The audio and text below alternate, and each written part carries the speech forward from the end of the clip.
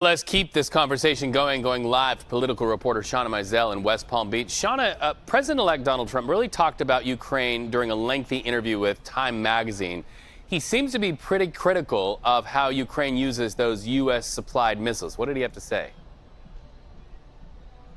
That's exactly right, Reed. In that interview with Time magazine that was conducted in late November but just released a few days ago, Donald Trump making it clear that he vehemently disagrees with that decision by the Biden administration to allow U.S. missiles, long-range missiles, to be shot into Russia by Ukraine. But Donald Trump has advocated for a ceasefire. The reason why this is important is because it could be an indicator into just how he will approach foreign policy in relation to this war between Ukraine and Russia that has gone on for years. This is obviously a war that the president-elect said would have never happened had he been in office, and he is going to be looking to end it swiftly, but just how he does that remains to be seen.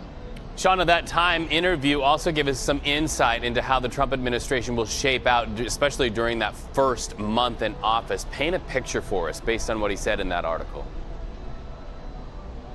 Yeah, so President-elect Donald Trump, in that Time magazine interview, he was named Person of the Year, laying out his agenda and just what he'll do, especially when it relates to his first day in office. He said that he's going to look to pardon January 6th protesters almost immediately, within hours, and maybe within the first 9 minutes of taking office, he said. But something else that was a major headline coming out of that interview is that the president-elect admitted that grocery prices may not be that easy to bring down. Obviously, the economy was one of the most major issues for voters that headed to the polls this November. A lot of them voted on the economy, and a big campaign promise from Donald Trump was to lower grocery prices, but now he's making it clear, or at least conceding, that that might not actually be possible.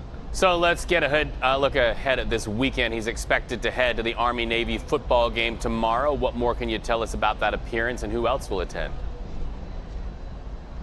Well, yeah, that game is going to take place in Maryland, so the president-elect will leave Florida, head over up to Maryland. He's expected to be with some of his cabinet members, but one of the big names that is also going to be there is Florida Governor Ron DeSantis. Now, DeSantis has been floated as a possible option for someone to come in and replace Pete Hegseth, that cabinet nominee who has been embattled to lead the military. Hegseth obviously has controversy surrounding him regarding alcoholism allegations, as well as his conduct of how he treats women and things he's also said about gay people and women serving in combat. And so DeSantis will be heading up to that game as well. J.D. Vance is going to attend, the vice president-elect, and J.D. Vance has made it clear that he's also going to have a special guest as well. He's going to have the young man that was just acquitted in that Manhattan trial of accused of killing Jordan Neely. He's going to have him as his guest as well. He feels that he got a bad shake at it. Shawna Mizelle, CBS News political reporter, thank you so much for those headlines.